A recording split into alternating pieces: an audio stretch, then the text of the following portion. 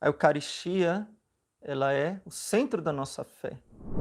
Diz o Concílio Vaticano II que ela é a fonte e o ápice de toda a vida cristã. Por que a fonte? Porque é dela que emana toda a graça de Deus, né? Nós tiramos a graça de Deus, a força da nossa salvação, da nossa santificação, através da Santíssima Eucaristia, o maior de todos os sacramentos. É o ápice porque todo converge para a Eucaristia. A vida da igreja, tudo converge para a Santíssima Eucaristia. Eu acho muito bonito falar sobre isso, eu gosto muito dessa frase da Lumen Gentium, capítulo 11, se não me engano, mas eu não me engano, Lumen Gentium, capítulo 11. A Sacrosanctum Concilium também vai falar, né? Obviamente, Sacrosanctum Concilium é sobre a liturgia, né? Sobre a Eucaristia de modo especial. Então, fonte e ápice da vida cristã, ou seja, toda a vida cristã, a nossa santificação, né? Repito, bebe desta fonte, desse tesouro inexorável, né? Desse tesouro inaudito, que é a Santíssima Eucaristia. Porque a Santíssima Eucaristia é o próprio Jesus. É a presença de Jesus no meio de nós, mas não a presença assim teórica ou fictícia ou simbólica, mas é a presença real de Jesus no meio de nós. Ele disse, inclusive na missa de Pentecostes, eis que estarei convosco todos os dias até o fim do mundo. Pelo menos no nosso rito, não sei no rito ordinário qual foi o evangelho. Mas Jesus acaba o evangelho de Mateus falando assim, eis que estarei convosco todos os dias até a consumação dos séculos, até o fim do mundo. Nosso Senhor está presente na sua igreja, e presente somente de forma concreta, real, visível, palpável, na Santa Igreja Católica. Não que Nosso Senhor, como Deus, não esteja presente no mundo inteiro, não esteja presente no universo, ele é onipresente. Não que Nosso Senhor não esteja perto de todo aquele que o invoca com coração sincero, né? Nosso Senhor ouve aqueles que o invocam com coração sincero e se faz também presente.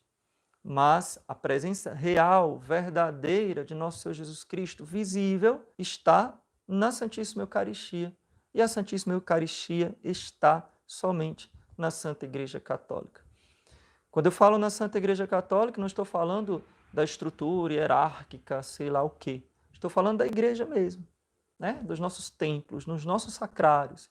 Ele é o eterno prisioneiro dos nossos sacrários. Em todas as nossas igrejas, onde tem o Santíssimo Sacramento, Nosso Senhor está ali. E em cada missa, sobre cada altar, Nosso Senhor se faz presente novamente no santo sacrifício, no seu corpo, no seu sangue, a sua alma e a sua divindade. Então, essas são as 4 características do dogma da Santíssima Eucaristia.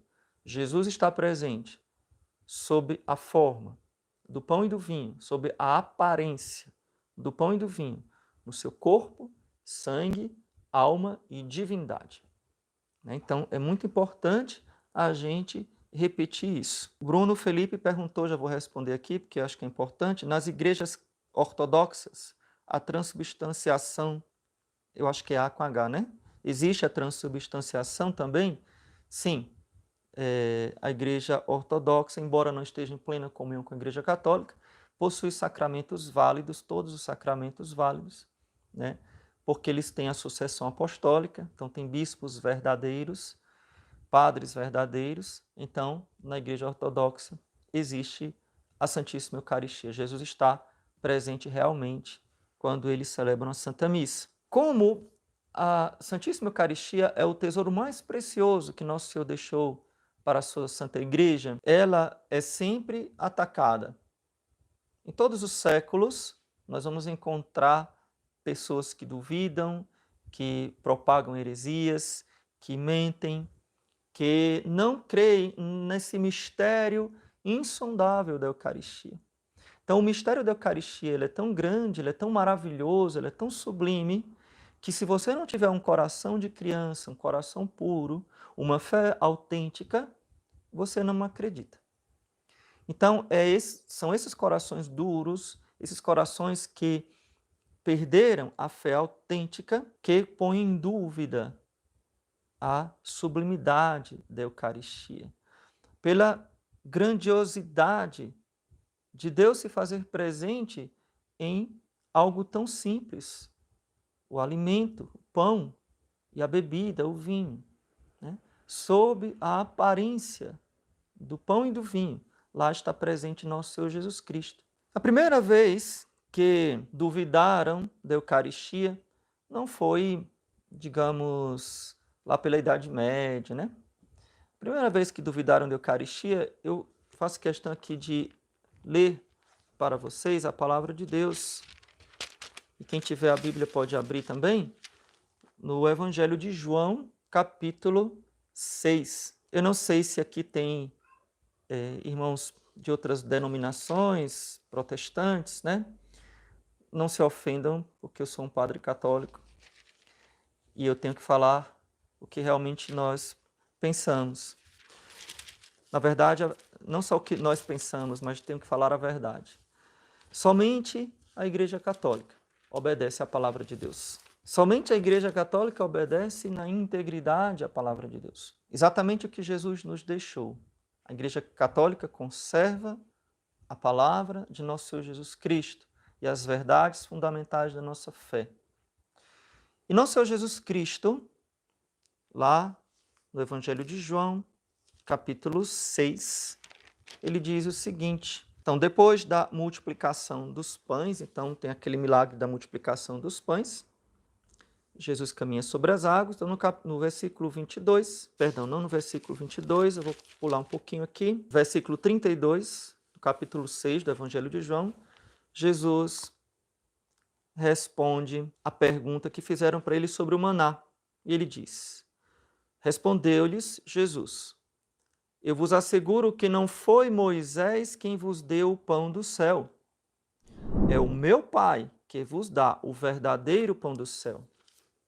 E o pão de Deus é aquele que desceu do céu e dá a vida ao mundo. E aí as pessoas, sem entenderem, falaram assim: Senhor, dá-nos sempre desse pão. Jesus lhes respondeu: eu sou o pão da vida. Aquele que vem a mim não sofrerá fome. Aquele que crê em mim não passará sede. Contudo, eu vos disse que ainda que me tenhais visto, não credes. E aí continua. Mais na frente, os judeus murmuravam porque havia dito que ele era o pão descido do céu. Então, quem primeiro duvidou da Eucaristia, primeira crítica, primeira falta de fé na palavra de Jesus foi dos judeus. Quando Jesus diz: eu sou o pão descido do céu, é o meu Pai que vos dá o verdadeiro pão do céu. E os judeus criticaram, né?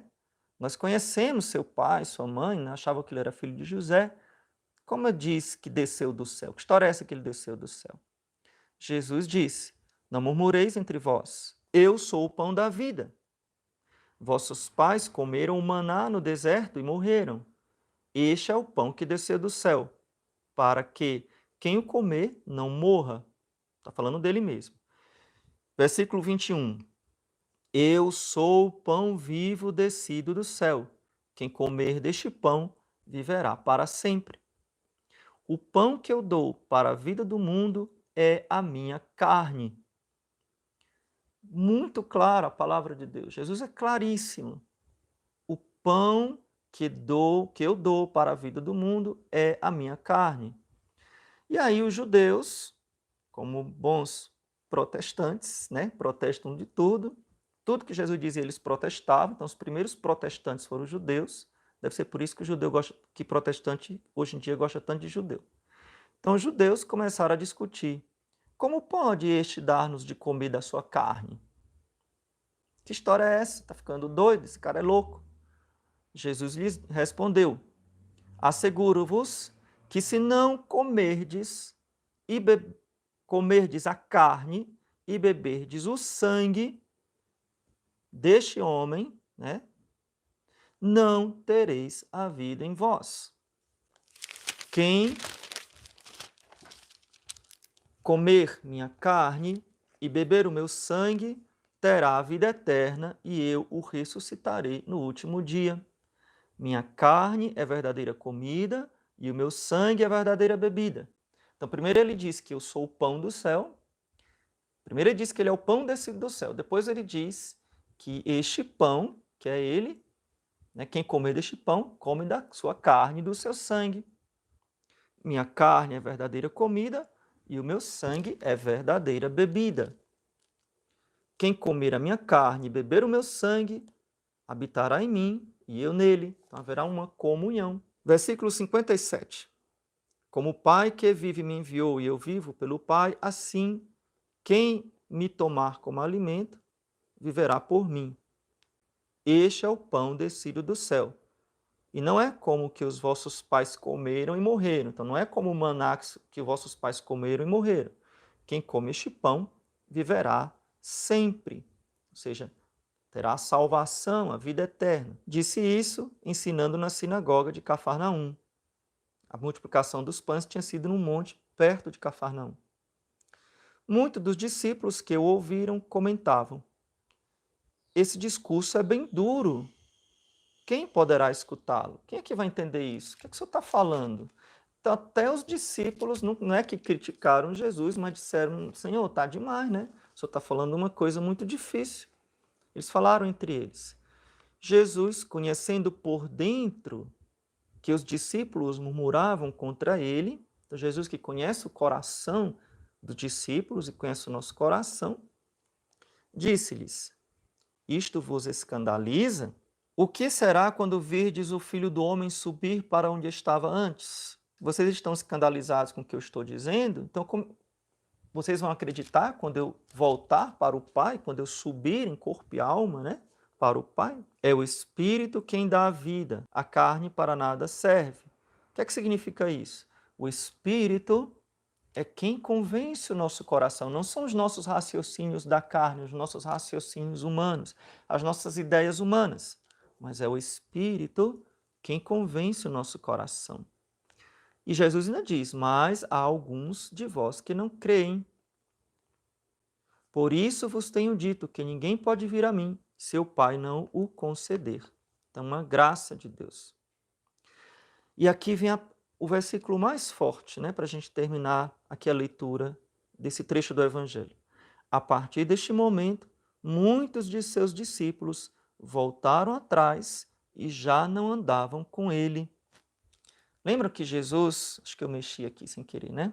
Então lembram que Jesus tinha muitos discípulos, tinha 72 discípulos, né? Versículo 66, como eu falei, a partir desse momento, muitos de seus discípulos voltaram atrás e já não andavam com ele. Então, depois que Jesus falou que tinha que comer da carne dele, beber do sangue dele, quem não comesse da carne dele, bebesse do sangue dele, não teria a vida eterna, que ele era o pão do céu e que este pão era a sua carne e o seu sangue, então alguns discípulos disseram: nós estamos seguindo um doido, um lunático e vamos voltar para nossa casa. Discípulos não são os apóstolos, discípulos são 72, os apóstolos eram 12. Então Jesus reúne-se com os 12, né, faz uma reunião com os 12, olha para eles, depois que viu que os discípulos, alguns discípulos começaram a abandoná-lo, e disse: vocês também querem ir embora? Como se dissesse no popular hoje: porta da rua, serventia da casa. Eu não mudo uma vírgula do que eu disse. E aí, Simão Pedro, já prenunciando, né, o primeiro Papa, responde: Senhor, a quem iremos? Tu dizes palavras de vida eterna. Nós cremos e reconhecemos que tu és o Santo de Deus. Então, São Pedro e os discípulos, naquele momento, mesmo sem compreender profundamente, ou talvez sem compreender nada, porque Jesus não tinha feito a última ceia ainda, isso aqui foi antes da última ceia, então eles não estavam entendendo nada. Mas Jesus pede a eles um ato de fé. Né? Vocês querem ir embora? E São Pedro responde em nome dos 12, não, Senhor. A quem iremos? Aonde iremos? Só tu tens palavras de vida eterna. Então, queridos irmãos, esse foi o primeiro conflito sobre a Eucaristia. Foi quando Jesus pregou sobre a Eucaristia. Né? Jesus pregou lá e os judeus não quiseram aceitar, os discípulos ficaram escandalizados e até os apóstolos, né? Jesus voltou para eles e ainda disse, querem ir embora? Pode ir. Né? E São Pedro responde, eles continuam com Jesus, mesmo sem entender.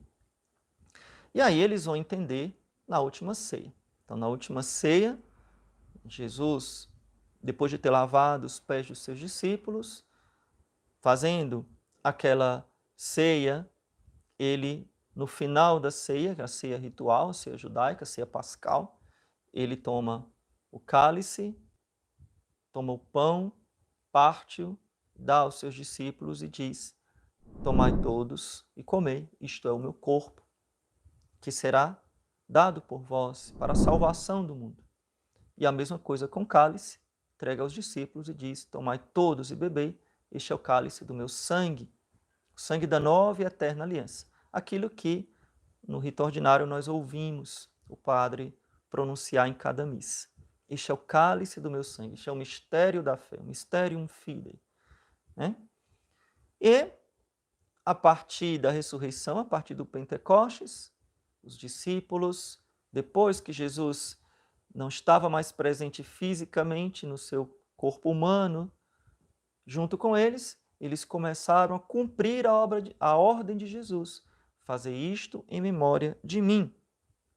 Né? Fazer isto em memória de mim. Então, e isso é uma coisa muito interessante, porque desde o Novo Testamento, desde as primeiras missas, né, que foram celebradas por São Pedro, pelos apóstolos, junto com Nossa Senhora lá e todos os outros irmãos que assistiam àquela celebração, sempre era no primeiro dia da semana. Então, no primeiro dia da semana. Por que no primeiro dia da semana? Se o sábado era o feriado, né? O domingo era o dia de trabalho normal. Né? Entendo que domingo foi ser feriado só depois que o cristianismo se espalhou, muitos séculos depois. Mas os cristãos, mesmo num dia de trabalho normal, como se fosse segunda-feira, então domingo era um dia de trabalho normal, eles se reuniam para celebrar a Eucaristia. Por quê? Porque fazia memória da ressurreição de Cristo. Então, nosso Senhor criou o mundo em 7 dias, né? Terminou no sábado, mas recriou o mundo, então recomeça a criação. Agora não é mais o primeiro dia da semana, agora é o 8º, né? Misticamente falando, é o 8º dia, o dia da ressurreição. Por isso nós celebramos a Eucaristia no domingo, que se tornou agora o dia do Senhor, desde o Novo Testamento. São Justino, por exemplo, no ano 150, né? Se não me engano aqui. Então, São Justino, ano 155, veja bem, o ano 155 fazia pouco tempo que tinha morrido o último apóstolo. Então, os cristãos dessa época, né, eram cristãos da primeiríssima hora, né, os católicos, os cristãos da primeiríssima hora. Muitos dos fiéis haviam conhecido pessoas que tinham conhecido Jesus, pessoalmente, né? Pessoalmente. Então, São Justino escreve, no dia do sol, como é chamado, reúnem-se no mesmo lugar os habitantes, quer das cidades, quer dos campos. Tá lá para quem quiser saber onde é que tem essa passagem, está lá no Catecismo da Igreja Católica, número 1345.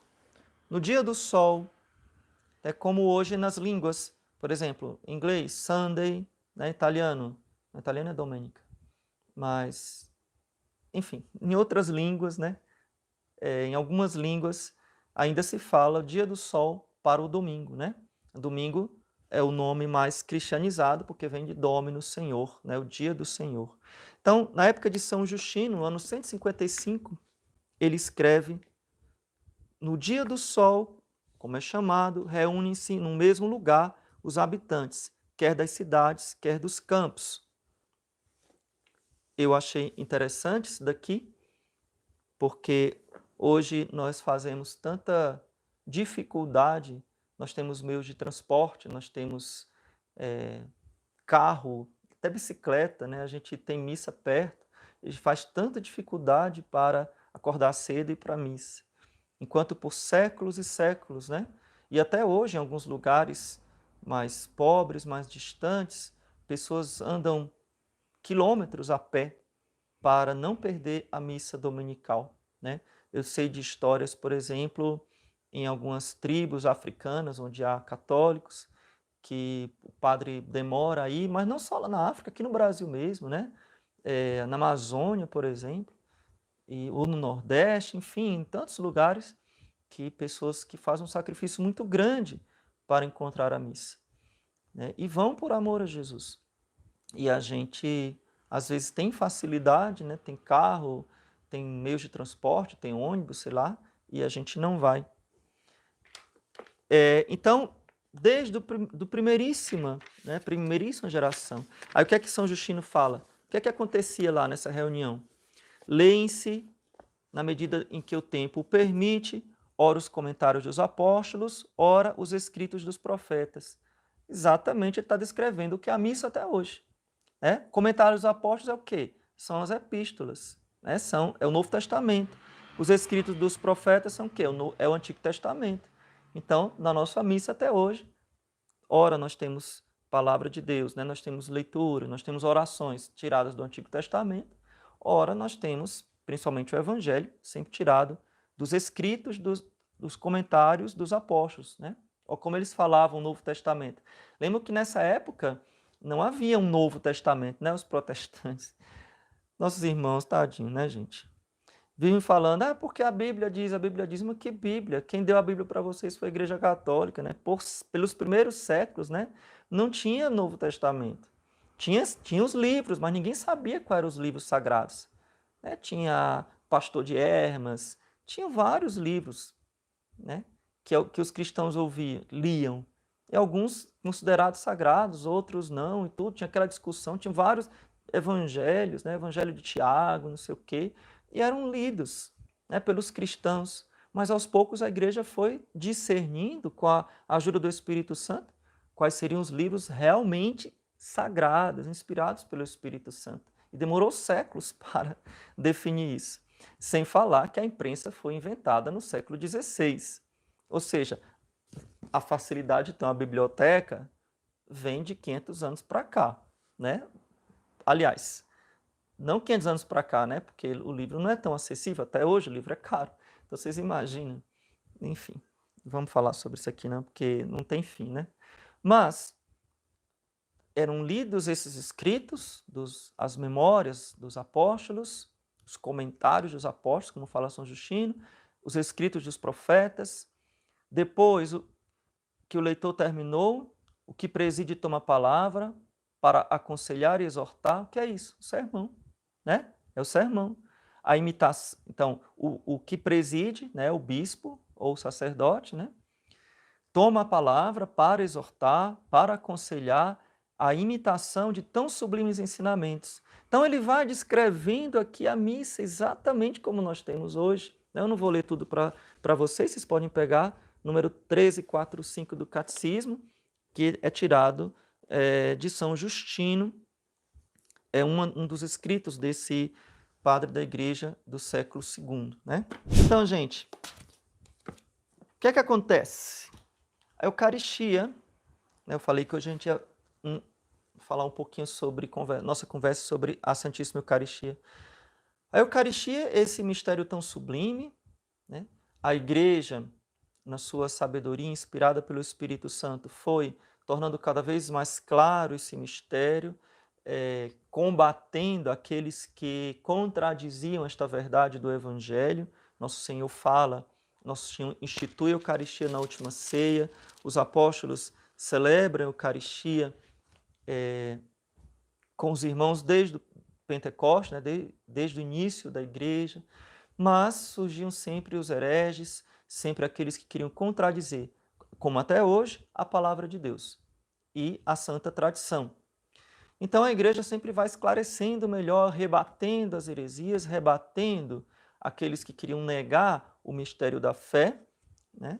Nosso Senhor também auxilia a sua Santa Igreja em todos os séculos com inúmeros milagres eucarísticos. Nossa, dava para fazer uma live aqui enorme, de 2 horas só sobre os milagres eucarísticos, né? Que são magníficos, né? Maravilhosos. Né? Deus que prova para nós o mistério sublime que existe apenas na Santa Igreja Católica, né? Que são os milagres eucarísticos. Desse mês aqui, nós estamos no mês de junho, né? Recentemente tivemos a festa de Santo Antônio, nos lembra aquele grandioso milagre de Santo Antônio, que vocês devem conhecer, né? Que ele pregando lá numa cidade, então um figurão lá da cidade começou a zombar dele, zombar da Eucaristia, ele estava pregando sobre a Eucaristia, e ele fez um desafio. O desafio, né, para quem não sabe, eu vou contar, né? Quem já ouviu, vai ouvir de novo. O desafio era, pega esta sua mula aí, vamos deixar ela 3 dias sem comer nem beber. E no final, depois de 3 dias, eu vou passar com a Eucaristia. E vamos ver se ela, vamos colocar feno e água e vamos ver para qual dos dois ela vai atrás, né? E aí foi-se feito o desafio, que homem de fé, né? Que os santos da igreja, eles são o testemunho irrefutável da presença de Deus na Santa Igreja, da verdade, da veracidade da Santa Igreja Católica. Em nenhum outro lugar nós vamos ver a santidade e os prodígios que nós temos na Santa Igreja Católica, onde Deus, no céu, confirma a verdade da fé. E aí, o cara lá aceitou o desafio, até porque ele estava convicto que uma mula, né, um jumento, com 3 dias sem comer nem beber, é claro que ele ia correr para a água e comer, beber e comer, né? Então, depois de 3 dias lá, o jumento já lá gemendo de fome, morrendo, já fraco, já quase sem poder ficar de pé.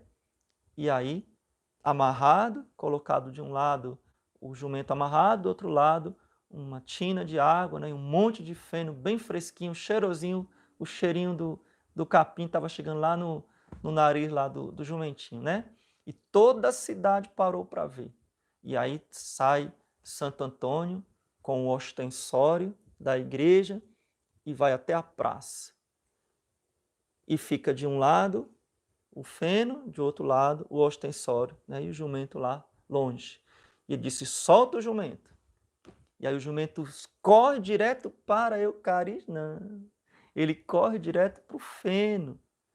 Cheira, olha, não come, volta e se prostra na Eucaristia. Imagina a comoção daquele povo daquela cidade e aquele homem que foi provado que era pior do que um jumento, porque não acreditava na palavra de Deus. Quem não acredita na Eucaristia é pior do que um jumento.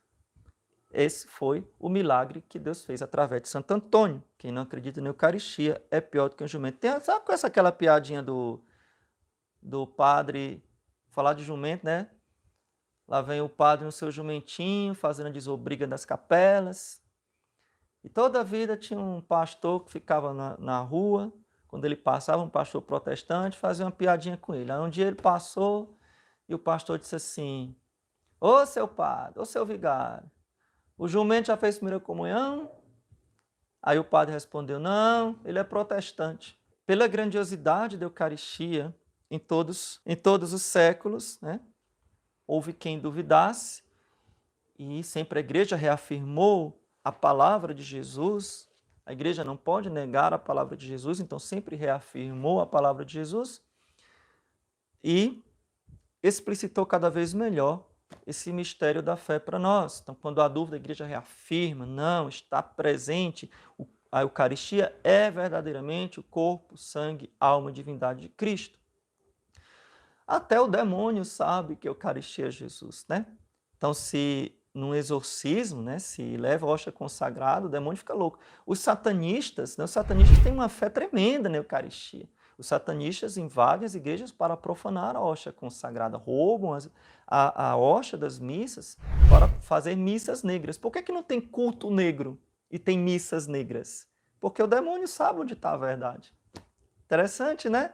Não tem culto negro, mas tem missas negras, né? Onde se profana a Santíssima Eucaristia. Interessante isso. Já pararam para pensar como o demônio tem ódio das coisas santas e vai atrás de imitar e profanar as coisas mais santas, né? Então, o demônio treme com a Eucaristia, assim como treme também com Nossa Senhora, né? Não é verdade? Então, queridos irmãos, eu queria, assim, comentar um pouquinho nessa live, não quero me estender muito, né? Mas essa, digamos, dúvida sobre a Eucaristia ou heresias, né? Elas, como eu falei, existiram em muitos momentos da nossa história da Santa Igreja. Inclusive, assim como os discípulos, houveram também padres que duvidaram, né? O mais famoso foi um padre lá do século, acho que 13, antes do Concílio de Trento ainda, né? Que na hora ele tinha dúvidas sobre a Eucaristia, né? Ele dizem alguns, né, que a dúvida dele era porque ele não se sentia digno de que pelas mãos dele, ele duvidava, assim, achava assim tão incrível que pelas mãos dele, as mãos sacerdotais, pudesse estar ali presente, ele pudesse tocar no corpo de Cristo, né? Cristo viesse. Realmente é um mistério que nos ultrapassa de forma assim. É um mistério, a nossa vida é um mistério. Como pode Deus me obedecer? Quando eu tomo a hóstia nas minhas mãos e digo, né, este é o meu corpo, Deus se faz presente ali. Né? Mistério da fé. Então, esse padre, lá na Itália, na cidade de Lanciano, se escreve Lanciano com C, né? Se pronuncia Lanciano, ele duvidou, e aí Nosso Senhor, por misericórdia até a nós, né? Na hora da missa, na frente do padre, depois da consagração, a hóstia, a aparência de pão, na frente do padre se transformou num pedaço de carne. E no cálice, aquela aparência de vinho se transformou em sangue. Preste atenção aqui porque tem talvez um pouco de mal entendimento. A Eucaristia é sempre a carne e o sangue de Jesus, mas está escondido na aparência do pão e do vinho. Quando existe um milagre eucarístico, que a hóstia se transforma em carne, é a mesma coisa do milagre da transfiguração. Quando Nosso Senhor mostra aquilo que estava escondido. O que é que estava escondido no corpo de Jesus? A glória da divindade. E aí, no Monte Tabor, Jesus refulge, né?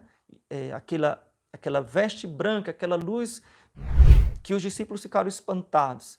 Era o que estava escondido na pessoa humana de Jesus. Jesus escondia aos olhos dos discípulos a glória da sua divindade. Então, quando há um milagre eucarístico, que a hóstia se transforma em pão, a aparência de pão se transforma em carne, como em Lanciano, o que acontece ali é que Nosso Senhor tira o véu do pão e mostra aquilo que estava de fato escondido, que a gente não conseguia ver com os olhos da carne, somente com os olhos da fé. E a coisa mais maravilhosa do milagre de Lanciano, que aconteceu lá na Itália, né, nessa cidade de Lanciano, onde a Eucaristia, diante de todo mundo, né, ficou visível como carne, e o vinho, né, o sangue de Cristo ficou visível como sangue. A coisa mais incrível é que esse milagre aconteceu há 700 anos. E hoje conserva-se num relicário muito precioso lá nessa cidade este pedaço de carne e este pouco de sangue sem apodrecer. Os milagres da igreja, os milagres verdadeiros da igreja, eles são tão gritantes, são tão fantásticos, são tão maravilhosos, que eles não são, muitos deles, né, são perenes, atravessam séculos. Então você vê um corpo de Santa Catarina de Labouré, de tantos santos aí, incorrupto, morreu séculos atrás, sem nenhum processo de embalsamento, né? Agora eu esqueci como é que se pronuncia a palavra. Não foi embalsamado, não tem, tão lá enterrado na terra como qualquer outra pessoa, séculos e séculos, aquele corpo fica incorrupto. O que acontece lá em Lanciano? 700 anos e aquela carne nunca apodreceu. Aquele sangue nunca apodreceu. No século passado, no século XX, fizeram exames, a igreja permitiu que cientistas examinassem aquele milagre. E quando os cientistas examinam os milagres, o milagre se torna maior. É interessante. Então, o que é que eles descobriram? Descobriram inúmeras coisas. Descobriram, primeiro, que o corte, aquela carne, aquele pedaço de carne, é feito de um corte, obrigado aqui, Mary, embalsamento. Embalsamamento. Desculpe. Então, descobriram que aquele corte é um pedaço do coração. Primeiro, é carne humana. Segundo, é um pedaço de um coração humano. Terceiro, é um coração de homem.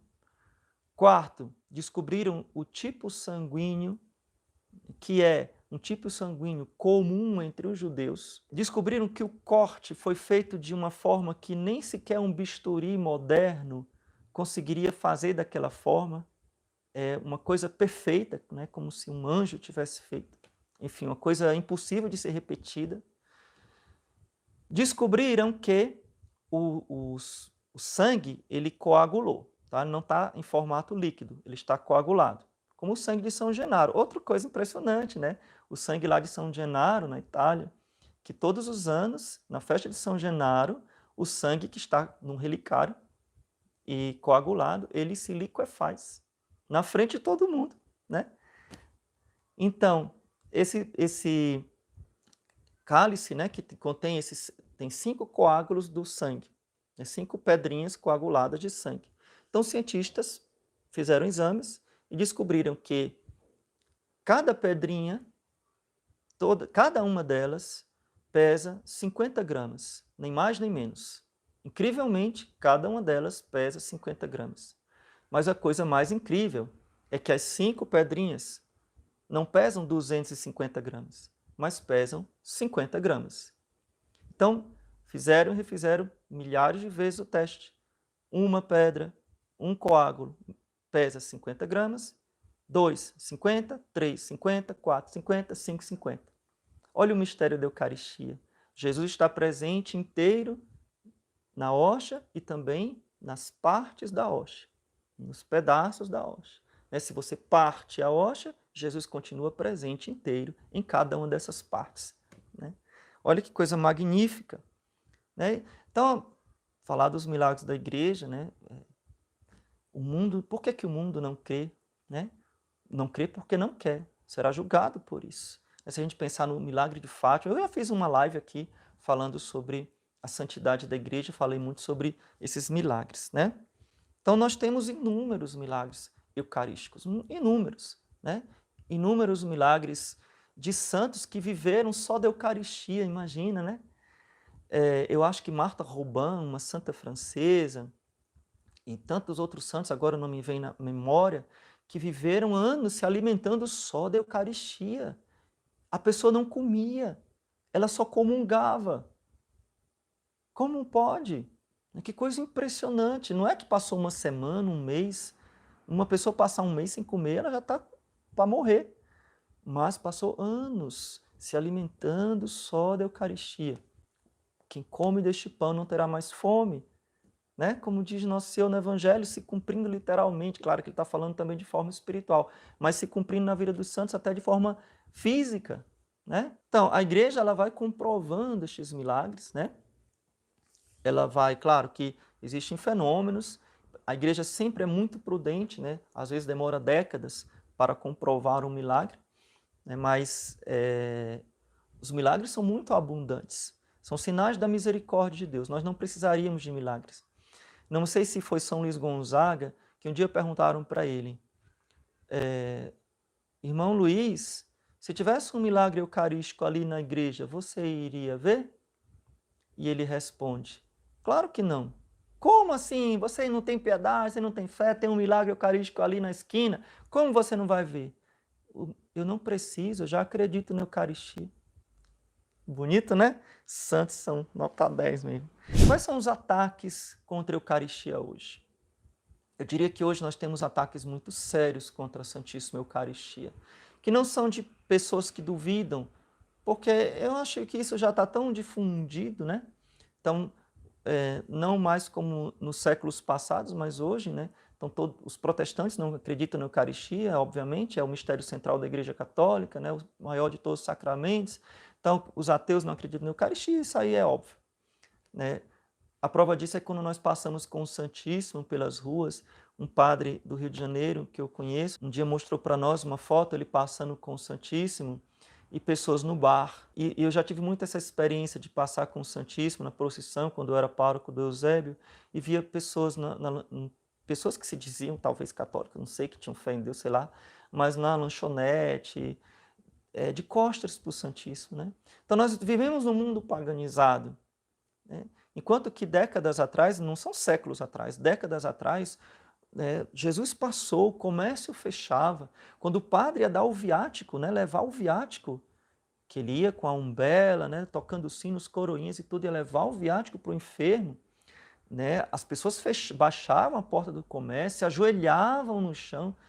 Quando o padre ia passando para levar a Eucaristia para um doente, as pessoas se ajoelhavam no chão, no meio da rua, paravam tudo onde estavam para fazer isso. Nós estamos no mundo paganizado. Vivemos num mundo que não tem mais fé. Então, pessoas que estão lá vivendo na procissão de Corpus Christi, a gente vai ver isso, né? Quem for fazer, muitas vezes vão ver pessoas lá na sua vida, estão nem aí, Jesus está passando. Se repete as cenas do Evangelho, quando Jesus passava, alguns o aclamavam, né? E outros blasfemavam, outros não acreditavam e tudo. O mundo paganizado, né? Voltou a ser pagão, o mundo voltou a ser pagão. Então, antigamente, as pessoas se ajoelhavam até no meio da lama, né? Você vê fotos antigas, mas não são coisas muito da Idade Média, não, gente, de 40, 50 anos atrás, né? Coisas recentes, muito recentes, né? Então, nós vivemos num mundo paganizado, então o ataque à Eucaristia é essa paganização. Porém, atenção que agora ela vem coisas mais sérias, né? Porém, eu não me escandalizo, preste atenção no que eu vou falar, com o mundo pagão. Não honrar a Eucaristia, porque eles não têm fé, eles não sabem mais o que é a Eucaristia, eles perderam a fé, eles são pagãos. O que é escândalo são os católicos não honrarem a Eucaristia. O escândalo é a profanação eucarística dentro das nossas igrejas, onde Jesus é profanado. Aí sim é um grande escândalo. Padre, do que você está falando? Eu estou falando da indiferença, em primeiro lugar. A frieza, a indiferença, a falta de fé dos fiéis. Eu já escutei aqui no meu canal pessoas falando, dando testemunho, que fizeram a primeira Eucaristia sem saber que aquilo ali era o corpo e sangue de Cristo. Como pode, meu Deus? Como pode uma coisa dessa? Pessoas que entram na igreja não fazem genuflexão ao Santíssimo. Em muitas igrejas, Jesus foi colocado numa capelinha lateral, tudo bem, mas não vão nem lá. Na hora da missa, da consagração, do momento mais sublime, ali está acontecendo um milagre. As pessoas não se ajoelham diante de Jesus. Que é isso, gente? É nosso Senhor, é nosso Deus.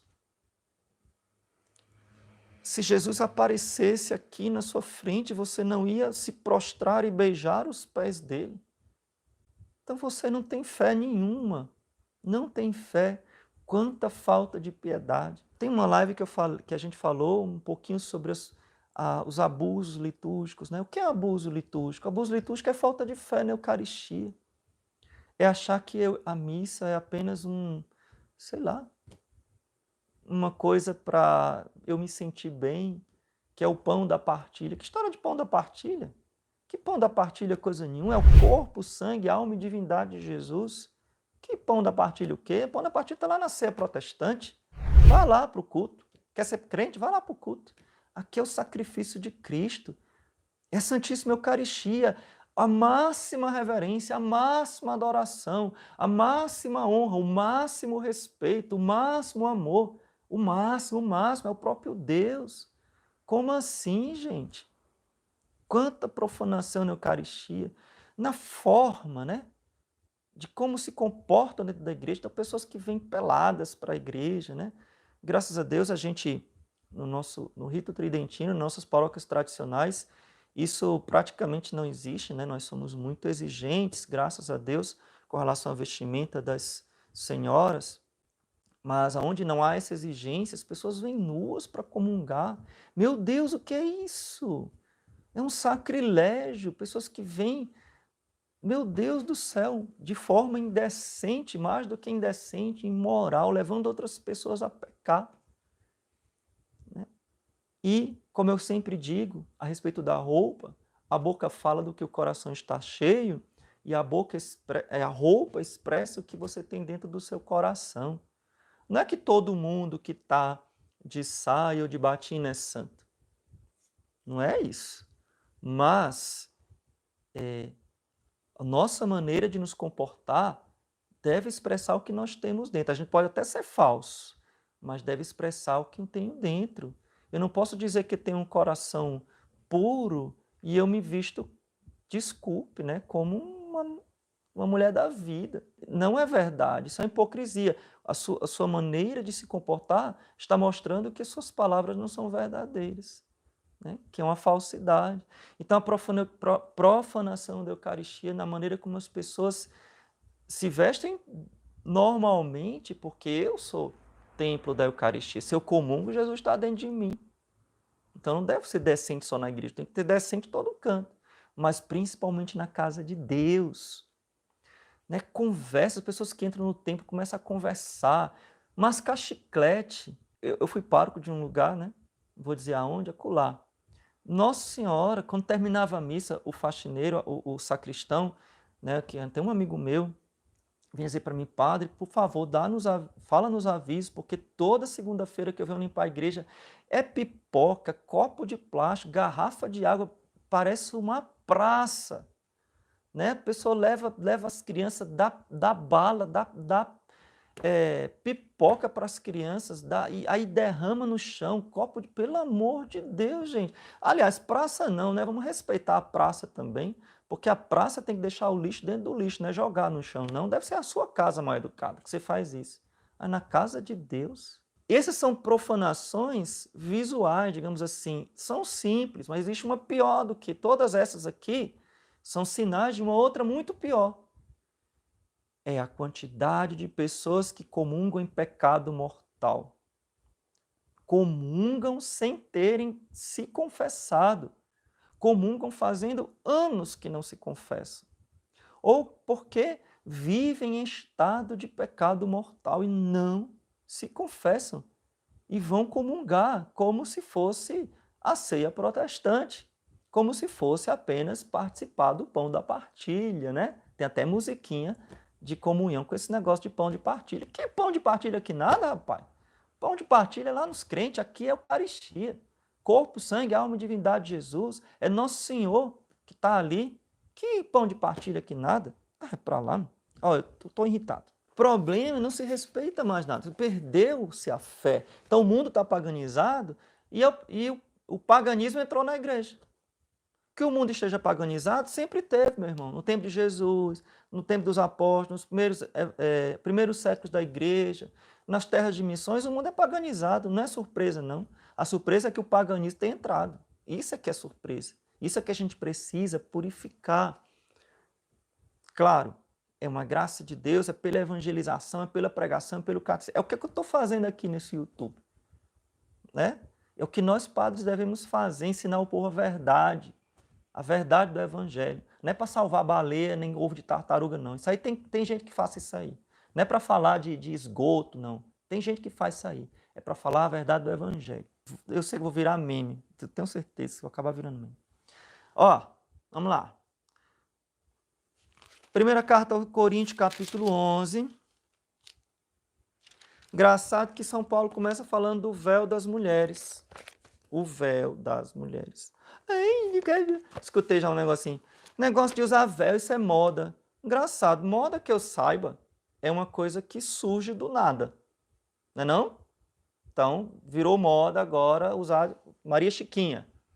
Nunca se usou antes e agora passou a se usar Maria Chiquinha. Imagina aí, a mulher tudo de Maria Chiquinha no meio da rua. Isso é engraçado. Mas teve um tempo aí que surgiu uma novela aí da Globo, uns anos atrás, que era uma novela italiana, antiga, e que usava assim um lenço na cabeça. O que tinha de menina? Aí pode, né? Para seguir a novela da Globo, tava tudo de lencinho na cabeça. Né? Agora, usar véu na missa é moda. Moda o quê, rapaz? Há 2000 anos que a igreja usa véu, agora virou moda. Que moda o quê? Ah, pelo amor de Deus. Não é moda não, tradição. Vem dos apóstolos, tá aqui, ó. 1 Coríntios. Ah, pá, você está dizendo que é obrigatório? Não estou dizendo que é obrigatório porque eu não mando nas leis da igreja. As leis da igreja, no rito novo, no rito ordinário, diz que não é obrigatório. Mas também não é proibido. Também não é proibido, não é para ficar fazendo hora e proibindo as senhoras, as moças, a quererem vestir-se com modéstia e usar piedosamente o seu véu, né? Mas, enfim. Mas no capítulo 11 da primeira carta aos Coríntios, São Paulo vai falar também da missa. São Paulo vai falar da missa. E ele diz o seguinte, ele começa a criticar, porque as pessoas estão naquela época, na época dos apóstolos, a missa ainda era dentro de uma refeição, como foi a primeira missa, né? Então tinha um ágape, ou seja, tinha uma espécie de confraternização dos irmãos. Então era ainda no início, né? E chegava-se o momento em que havia a verdadeira missa, né? Então se repetia as palavras e os gestos de Jesus na última ceia. E aí São Paulo critica que as pessoas estavam muito mal educadas, estavam profanando aquela reunião sagrada. E aí ele diz: desprezais a Assembleia de Deus, né? Desprezais a igreja e envergonhais os que nada têm, porque as pessoas iam lá, avançavam, faziam aquela balbúrdia. Nisso não vos louvo, pois eu recebi do Senhor o que vos transmiti. Está lá, primeira carta aos Coríntios, capítulo 11, versículo 23. O Senhor, na noite em que era entregue, tomou o pão, dando graças, o partiu e disse: isto é o meu corpo. Então, São Paulo repete as palavras de Jesus, que será entregue por vós. Fazei isto em memória de mim. Então, repita a mesma coisa. Da mesma forma, depois de cear, tomou o cálice e disse: este é o cálice da nova aliança no meu sangue.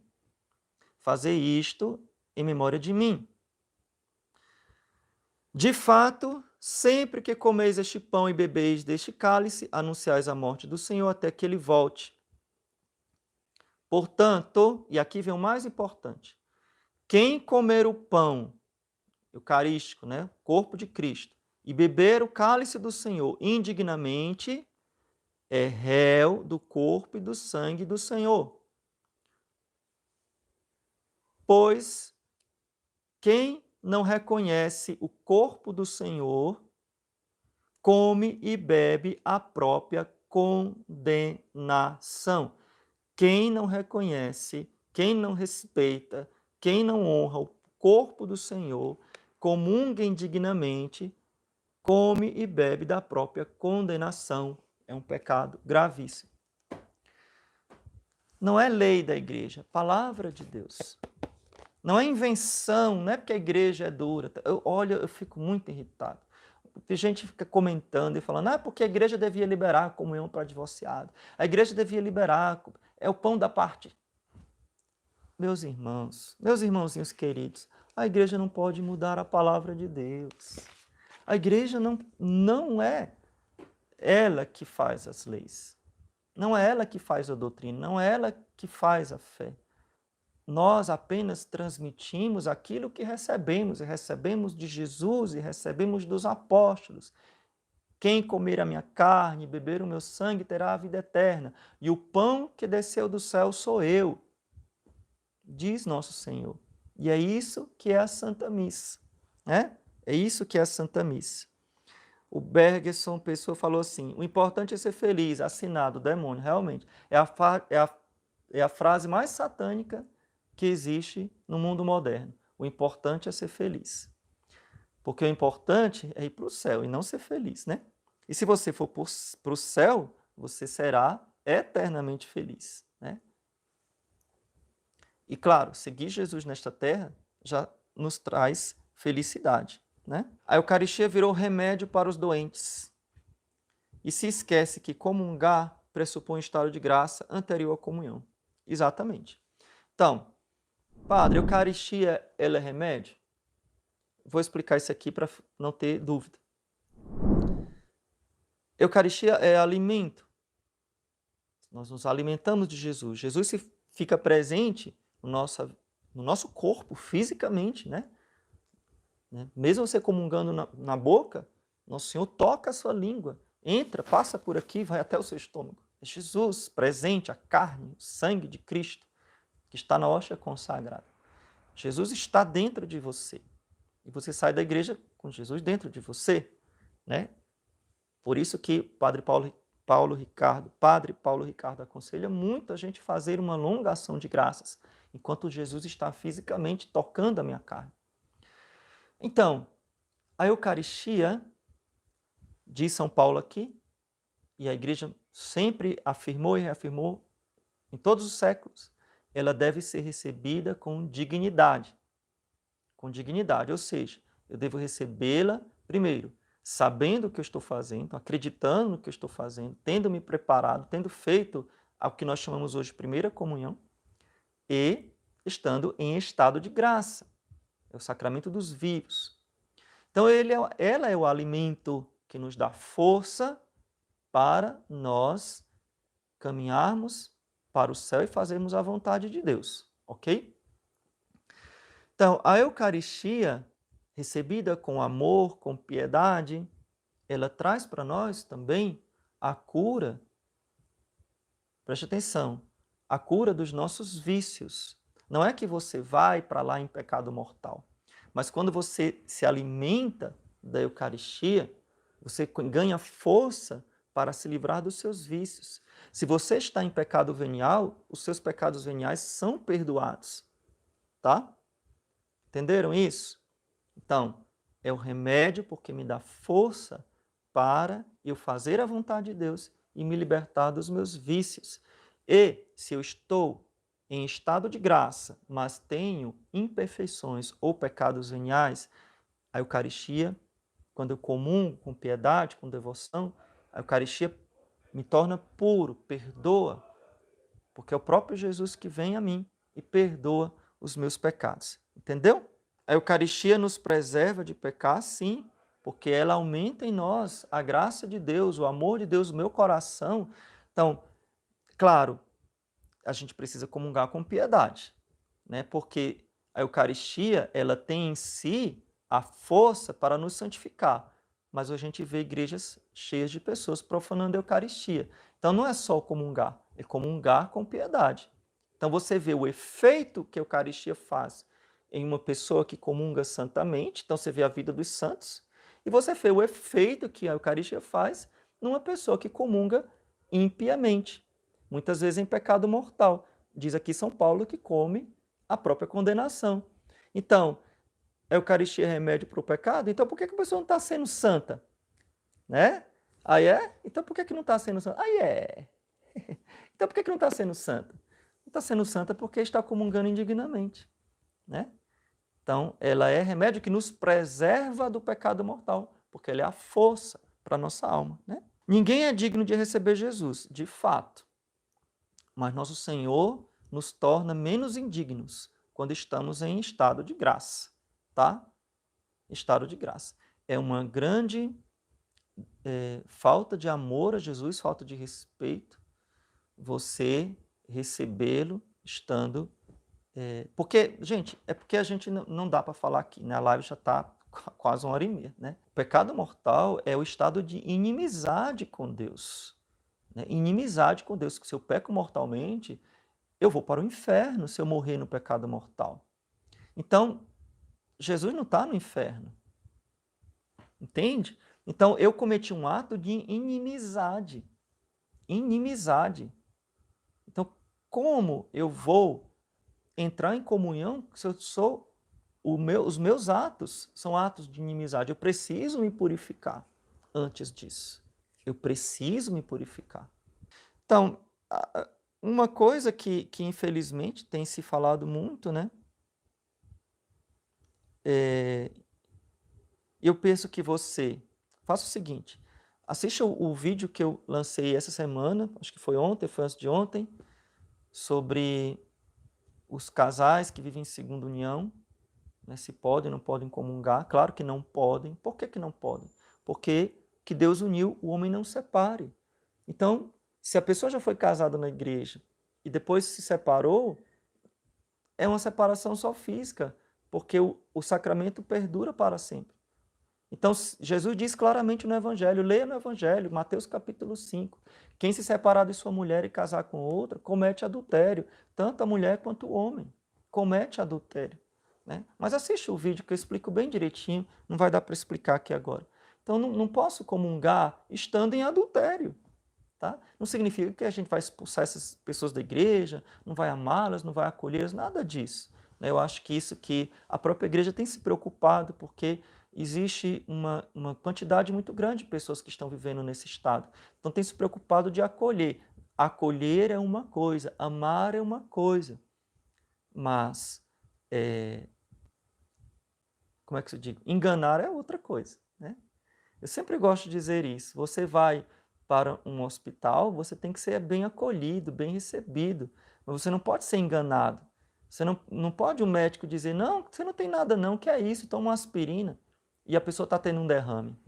Não é só porque a pessoa não quer aceitar que está doente. Não tem como, né? Eu tenho que falar a verdade. Não, você está doente. Não, mas olha, eu tenho diabetes, mas eu adoro comer bolo, porque bolo é bom, deixa de ser falta de fraternidade, aniversário do meu filho, falta de misericórdia, que igreja rígida, né? Que médico rígido, porque senão eu quero comer bolo e doce, doce, doce, doce. Aí tem um coma, né?